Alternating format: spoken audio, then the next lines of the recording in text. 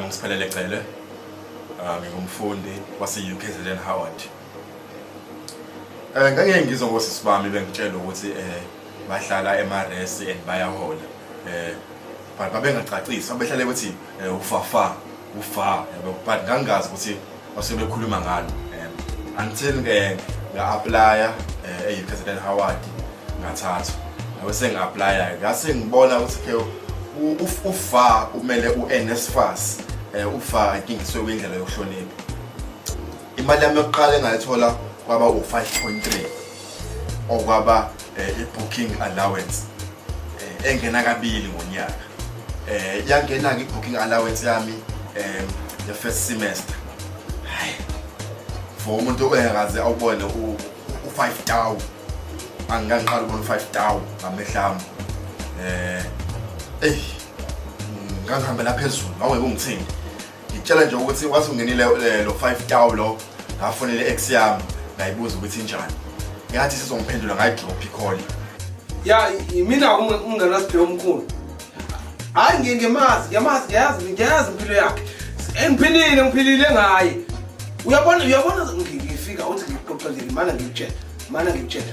Uyabona ngifike eHoward. Ngathi mengifika ngafikile ezandleni zakhe. Ngifika usemalini. Ngifika ubovu.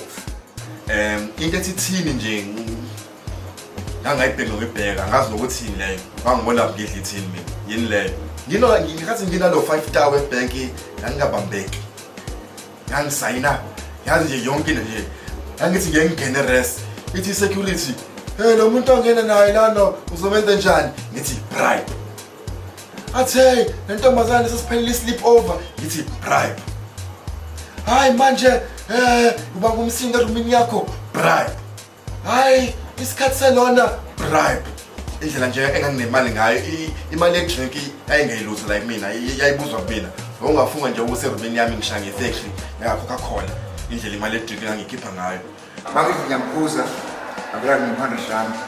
Awunami ngiyami ngenayo nemali transport. Thatha imali 5 ayithenga ifule phansi. Nawo ungenza after economic into awungayenza. Cause ngumuntu ongasabulutho, ngumuntu onganqeni lutho, ngumuntu ophilela inamhlanje, ngumuntu who doesn't care about tomorrow. I only live for the moment. Angazi nangenilodwa la ngasebenzisa khona i-trust. Ngiyazi leyo nto. Sisebenzisa nge-trust.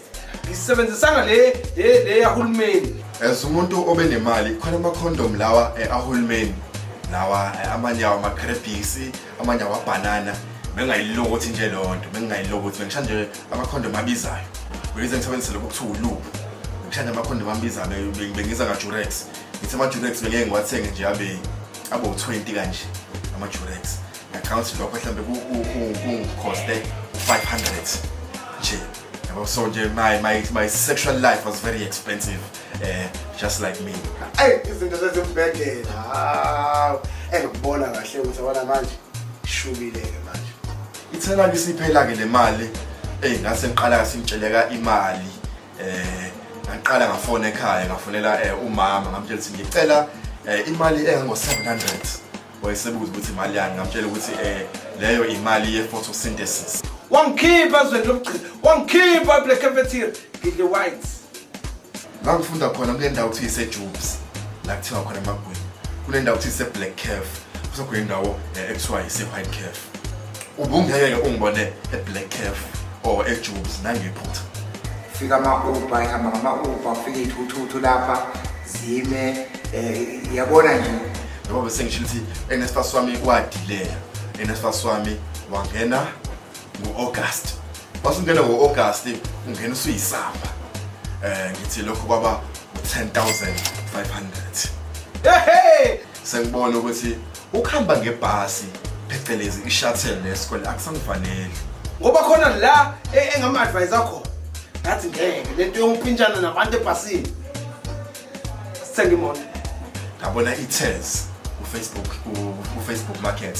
Abe sengithenga i-Tez ke lena ngo-9,000. Hayi sayithenga.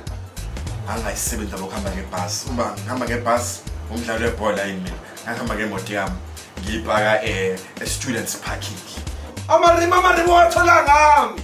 owathola ngami mina kono connection noMario kamhlanganisela yayishibhile impela yayishibhile kuze noma yona yayinenkinga yokuthi before idume bakumele uyiphushe kodwa baphela vele kuye kusho ukuthi asahlela siyaphambili lawo zabhede izinto ithena ke imali yami sizophela ke bese ngithelelo 200 ngabona ukuthi angithanda phela okusagrosanyana ngithathe kanje ngathi ngigross ebizayo igross engayithenga nje yayinqanqa ngempela ongafuna ukuthi uChristmas ngithi igross engayithenga yabo kwakugross 80 rand okuba ama noodles different flavors ngathatha kancane different flavors ehikuyi mhlambe lela kuyalela ngazi sonke lonke kodwa wayilidla alibeke efrijini alibeke efrijini alifudumeze njalo shayipile njalo engaqedi engiphilile mina manje ngafana ngiyamazi